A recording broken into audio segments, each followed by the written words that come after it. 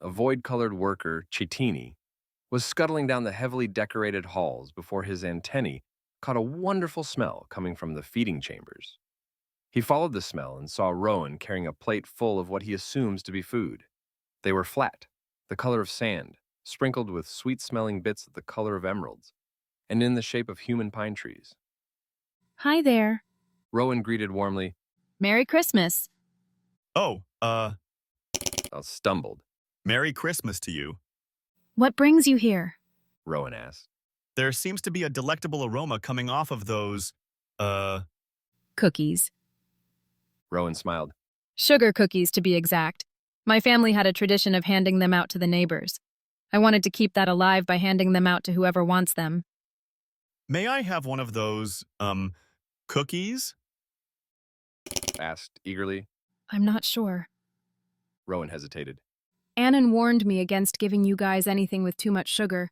I didn't hear the rest, but it didn't sound good. I'm sure I can handle just one. Insisted. I don't know. Please. Begged. Just one. All right. Owen smiled. Just one. Took one of the cookies and brought it to his mandibles. He proceeded to crush the food into pieces and bring them to his mouth parts, which grabbed and devoured the pieces. The taste was even better than the smell and somehow familiar. It filled him with boundless energy and a craving for more, a lot more. What do you think?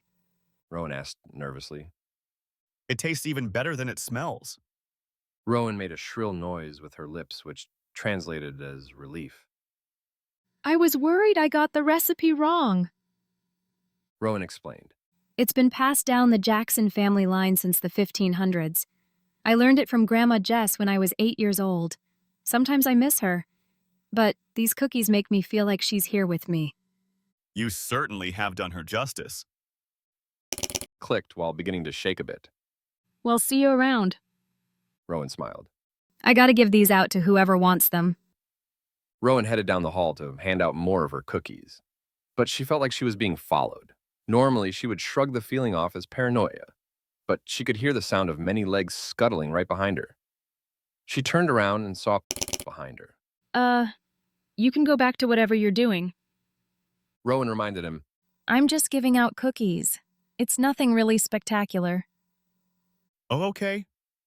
The void, Chitini fidgeted. Rowan proceeded to walk down the hall again, only to hear the scuttling of giant insect legs again.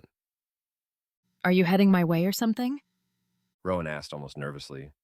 We humans may be considered predators, but we do retain the instinct of knowing when we're being followed. You're starting to creep me out. That's not my intention. He stammered. Then would you mind leaving me be? Rowan asked impatiently. Oh, okay. Rowan began walking down the hall yet again, but the Chitini followed her again with the scent making the insectoid lose more and more of his self-control. Rowan felt she was in danger, turned around, and saw fully erect with his mandibles wide open and making a hissing noise. More. Must have more. Was the only thing her translator could pick up. Are you okay? Rowan asked nervously. Give me more. The Chitini screeched as he lunged at a terrified Rowan. Rowan dodged the cumbersome Chitini and took off to get as far away as possible. The Chitini got on all limbs in a mad dash after Rowan. He was shockingly able to keep up with her and even nearly overtook her. Get away from me. Rowan shouted more in fear than anger. These cookies are for everyone. More. The Chitini picked up speed and Rowan could only scream in fear as she ran in a full-on sprint. They chased each other up and down several halls. They ran into the labs, which scared the Vulpins before going out into the hall again. The sugar-crazed Chitini chased Rowan into the leap drive chamber, which terrified the poor Diglings, before rushing out into the halls again. Rowan dodged another lunge as they sprinted into the teleporter that led to the bridge. The wild chase confused and worried everyone as they went through the teleporter into the halls again. You can't chase me forever. Rowan panted. You might have speed, but I have endurance. More. The two continued their wild chase into the guard chambers, which confused and amused the ll̓ḻҭlл to see prey chasing a predator. Rowen wasn't having any of that from the guards who were supposed to protect her. Get this! Crazy bug! Off my tail! Rowen shouted between pants. The ll†lҭlls decided that was enough laughing at Rowen's expense and actually did their jobs.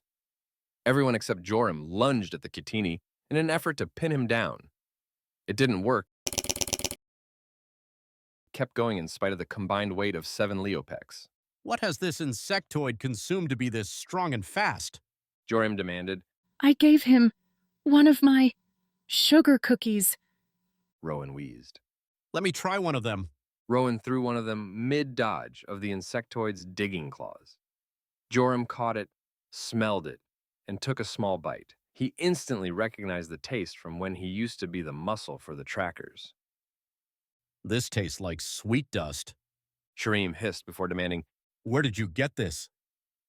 Sweet dust? Rowen gasped. You mean sugar? I don't care what it's called now. Shreem roared. Where did you get it?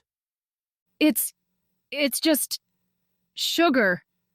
Rowen wheezed. It's from my home planet. It's very common.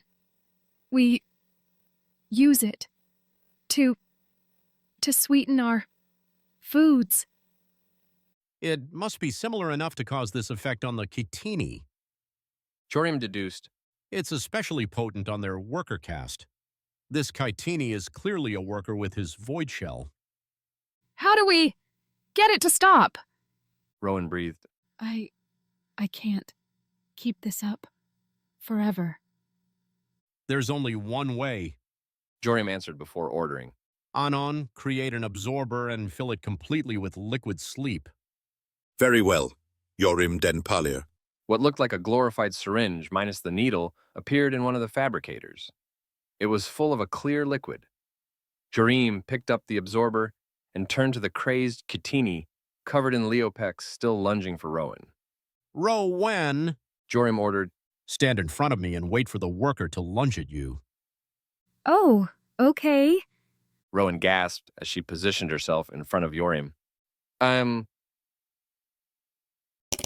Saw the human with the sweet food and lunged for her. She dodged him again and saw a llۂlҭlļs holding something. The Chitini was lucid enough to recognize an absorber full of liquid sleep and thought to move away. But he was mid-lunge with his soft abdomen exposed.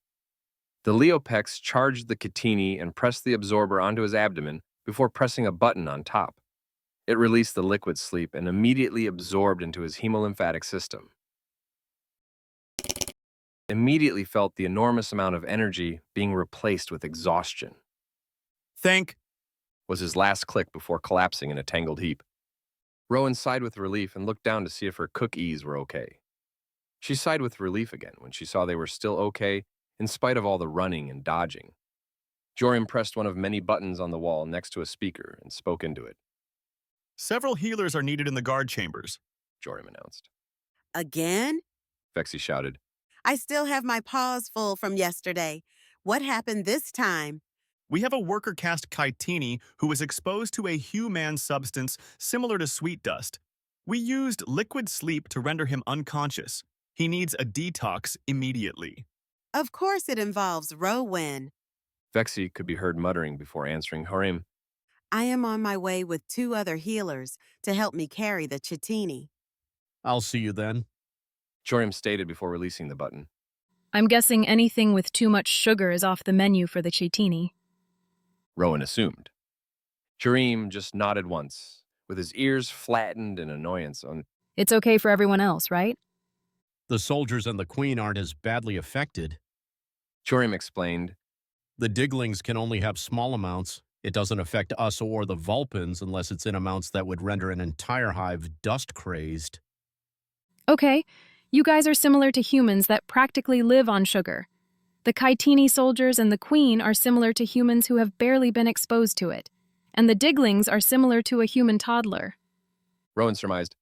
I'll make a mental note and look up recipes that are sugar-free. Please do. Joram growled. We can't have our Chitini crew getting dust-crazed. Agreed. Rowen nodded. Now, to get these cookies to those who want and can have them without turning into a crazed addict. Rowen left with her cookies, just as the healers showed up to psionically carry the Chitini to the healer's nook for a thorough detox. She managed to share her 40 cookies with 20 Vulpins, 5 ll̐ḻ̐ҭlls, 10 Diglings, and the only soldier Chitini on board, who didn't react too badly. Just a few twitches here and there, which is a far cry from trembling rampage. It left Rowen with 4 to herself. As she ate them, she couldn't help remembering how she used to make these, with Grandma Jess when she could barely see over the stove. It made her cry a little, but she was happy to remember at the same time. She finished the cookies and turned in for the nocturnal.